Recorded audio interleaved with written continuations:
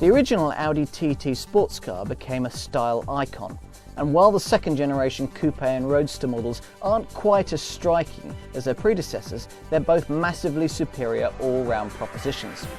The lineup these days includes a frugal diesel and a searingly rapid TTS version. Other pretenders have come and gone, but the TT is still special. Although designer Walter de Silva could be accused of playing it safe with the second generation TT shape, the closer you examine the detailing, the more you realise what a handsome car this is. Pretty important that. Looks were, after all, what sold the original version of the TT. Just as important was the need to expand the range for corporate users with diesel and to make much more of the TT's reputation as a driver's car, something for which the original version was never really renowned. Diesel, the TT can nowadays do, thanks to the availability of a 2-litre 170 PS TDI unit from the corporate parts bin. And the general TT driving experience? Well, I'll come to that, but if it's as good as Audi say, then the 270 brake horsepower TTS model should have the power to exploit it. This second generation TT comes with a choice of 4 engines. You've got the entry-level 2-litre 200 horsepower 4-cylinder turbocharged unit, an engine that's teased out to 272 brake horsepower in the performance flagship TTS version that I'm driving here.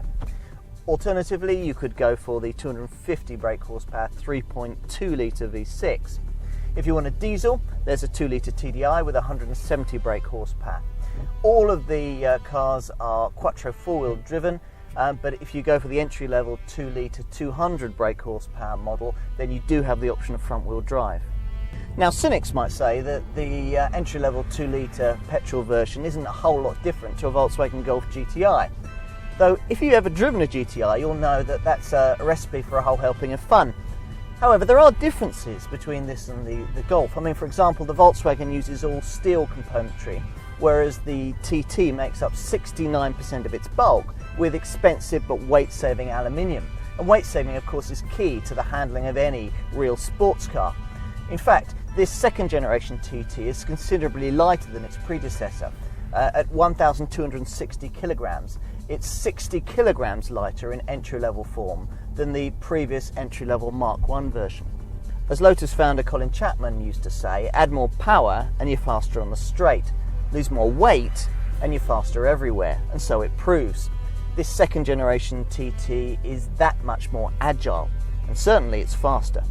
The 197 brake horsepower 2-litre TFSI petrol model makes rest to 60 in 6.6 seconds on the way to a top speed of 149 miles an hour. Go for the 3.2 litre V6 and you make 60 in 5.9 seconds before you hit the electronic limiter at 155 miles an hour. That limiter is also in place for the searingly quick TTS that I'm driving here, which makes 60 in just 5 seconds, or 4.8 if you go for the S-tronic twin clutch sequential transmission. Now, that's pretty rapid by any standards. This Mark II Audi TT is by now a known quantity. The revisions that were wrought with the second generation version in 2006 have now settled in nicely, and although this isn't quite as edgy as the original, it's undoubtedly a handsome thing. Now, I've got a TT TDI model here, but if you go for the flagship TTS model, then it takes handsome and adds some battle dress.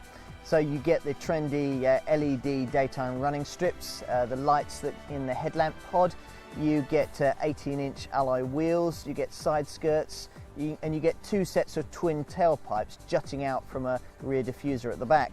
The interior of this TT also has a lot to live up to.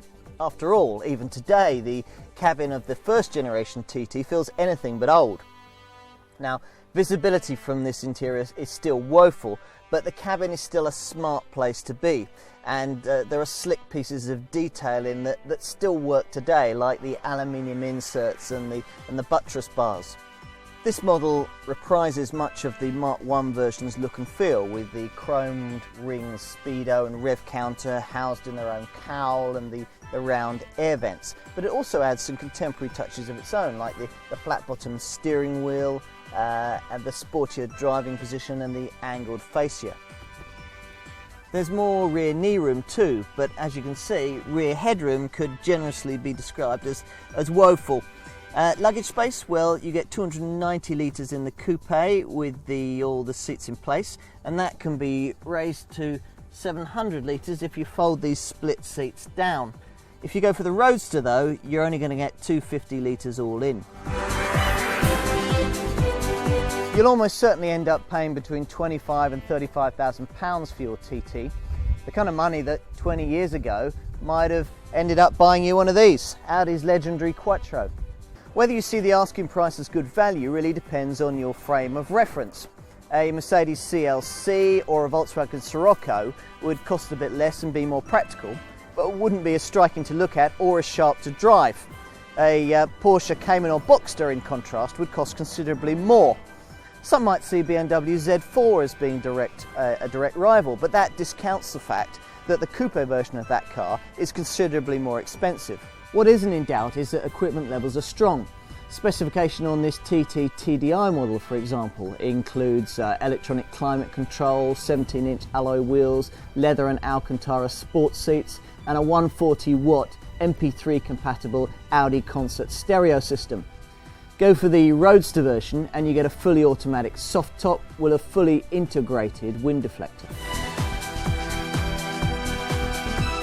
The TT has always had a reputation as a safe place to put your money, and the second generation version continues that trend, with the 2-litre TFSI model retaining a massive 63% of its value after 3 years.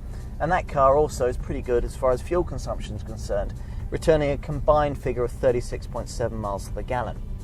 If you're looking to slash ongoing running costs, then the TT TDI diesel's well worth a look, offering 90% of the petrol car's ability, together with significantly lower day-to-day running costs. Certainly the 53.3 combined fuel economy figure is very eye-catching, and if you averaged about 12,000 miles in your first year, that's pretty normal for the first year of ownership. You'd save £400 in reduced fuel costs alone, and you've got to add that also to the improved residuals that the diesel model enjoys. And that's before you take into account the tax savings to be had in running a car that emits just 140 grams per kilometre of CO2.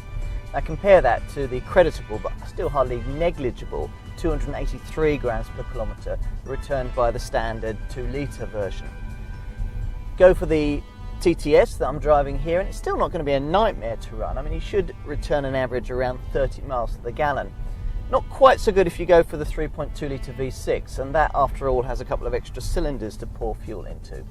You should return 27.4 miles to the gallon on the combined cycle for the coupe version with that car, and return about 247 grams per kilometre of CO2.